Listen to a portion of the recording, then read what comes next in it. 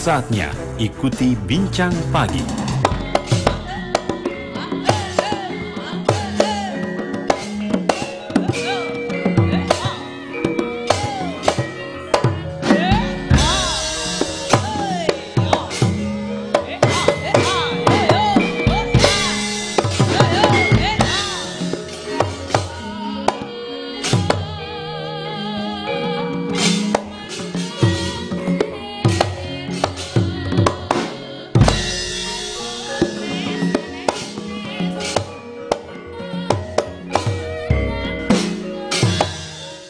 Seperti yang sudah kita sampaikan tadi kawan, kalau hari Sabtu pagi di sesi Bincang Pagi kita berbicara terkait dengan seni dan budaya. Nah, sudah tersambung di line 1 ada Ki Kalinggo Purnomo.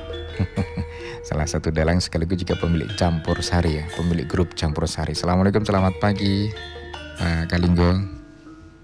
Waalaikumsalam warahmatullahi wabarakatuh. Selamat pagi Mas Agung ya. Iya, apa kabar? Oh iya, alhamdulillah. Yang penting sehat saat ini. Yang penting sehat. Salam budaya Ki. Iya, salam budaya. Oke, hari ini kita membahas terkait dengan ini sekaligus juga Ki Kalinggo ini kan seorang dalang begitu, sekaligus juga pemilik grup Campur Sari. Ini Campur Sari apa nih Pak Kalinggo nih? Campur sarinya namanya Sopongiro. Sopongiro gitu ya. Iya. Kenapa kok diberi nama Sopongiro itu? Ya, tidak mengira kalau saya dulu tahun 95 itu kan nggak fokus sama kesenian sama sekali. Saya sekolah di S1-nya di manajemen ekonomi Universitas Jember. Tapi ketika 95 itu ada dilihat kok ada unek-unek menggabungkan musik pentatonis dan diatonis. Akhirnya 95 itu mulai ngotak-ngatik. Akhirnya jadi 98 itu sudah mulai tampil. Begitu. Termasuk 1998. Sebagai dalang tahun 95. Oh enggak, saya dalang pertama kali 98 itu pun hanya untuk menghibur ketika penutupan KKN. Gitu. Fokus saya bukan di dalang, cuma ya sedikit bisa. Gitu. Ya. Kalau sekarang kan saatnya masa pandemi Ki Kalinggo ya. Ini kan tentunya juga semua orang merasakan begitu ya. Bagaimana di masa corona ini? Apa masih tetap ada tanggapan gitu? Ya yang nanggap yang nggak berani.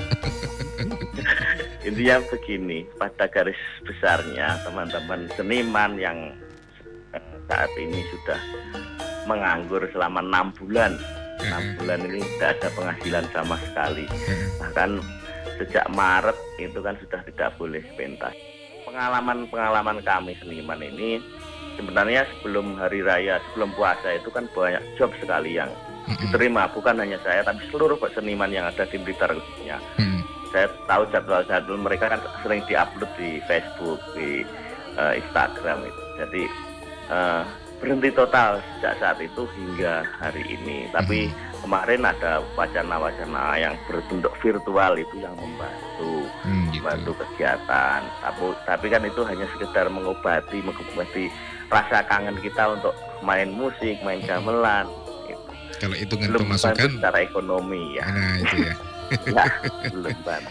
Belum bantu secara ekonomi gitu ya Mas. Belum bantu secara ekonomi. Itu sehingga hanya gini, mengobati rasa kangen katanya dengan seni gitu ya. Iya. Garis besarnya seniman ini pengen jelasan kapan kami ingin tampil, nggak ingin dibantu berbentuk apa. Pengen tampil, dia ingin bekerja sendiri karena sektor yang terdampak itu kan ya seni, budaya, pariwisata ini sangat terdampak dengan adanya pandemi COVID-19 ini.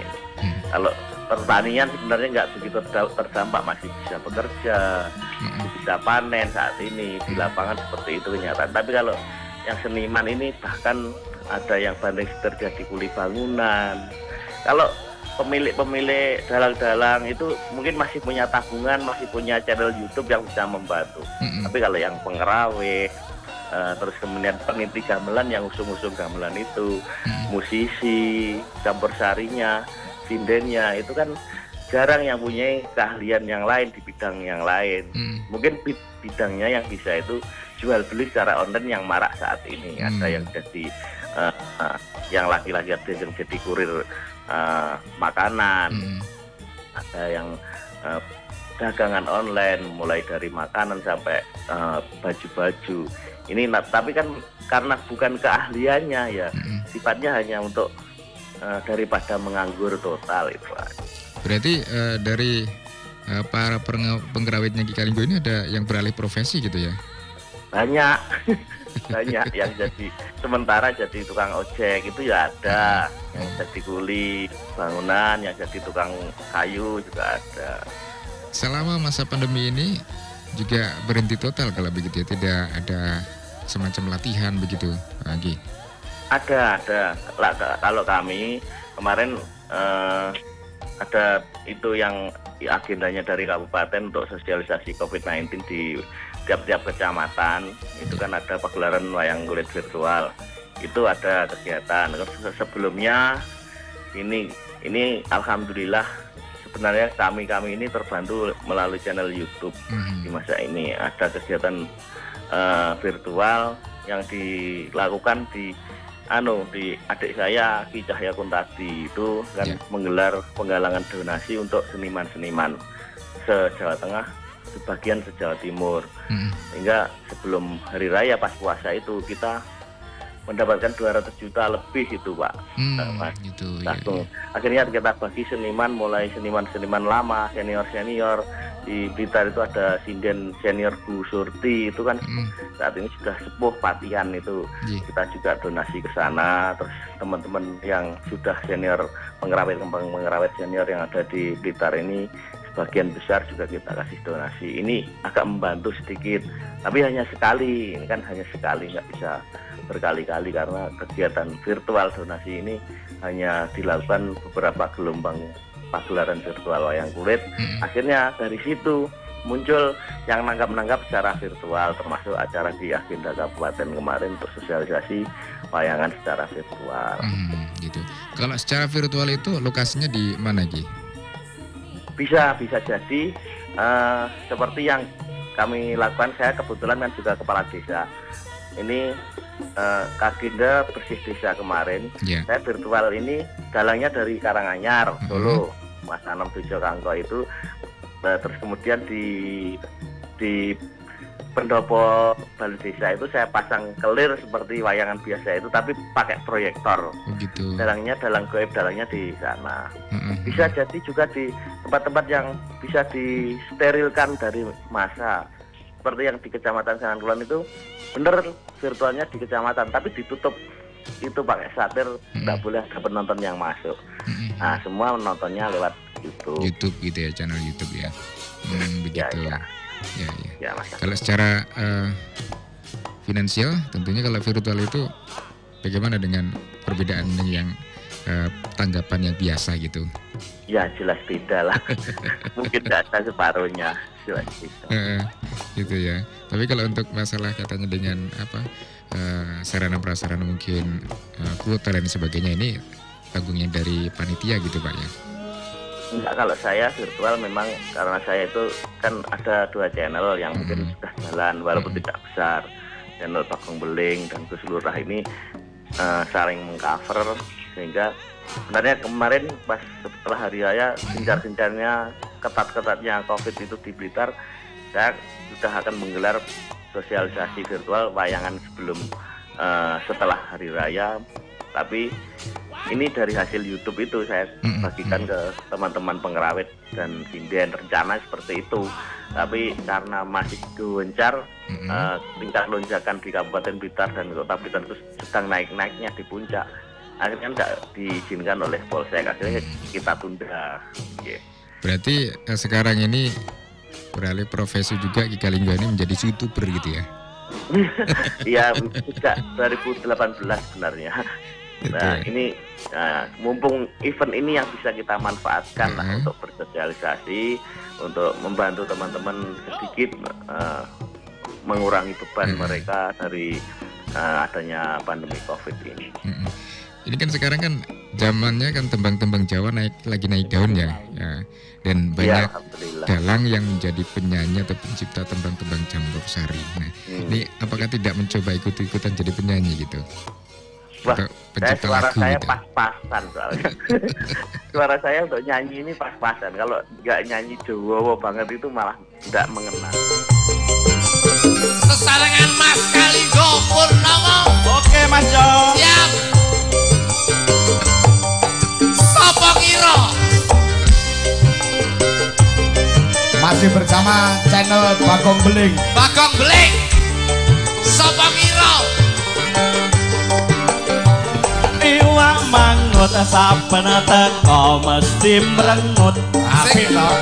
Ora tau dek padang ulate. Aku mrene demi cinta karo kowe. Nanging penampamu kok jebule seje.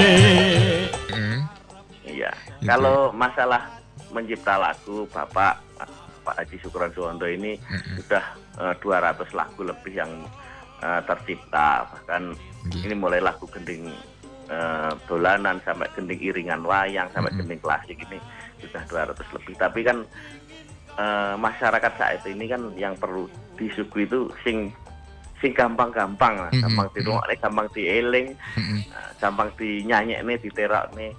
Tapi mungkin konsumsinya seperti itu. Ya kalau ngotak-ngotik lagu jadi sebenarnya bisa untuk bisa dibaca, bisa dipelajari. Tapi untuk lagu di masyarakat untuk bisa diterima ini kan yang membutuhkan keahlian sendiri bagaimana caranya lagu itu bisa diterima.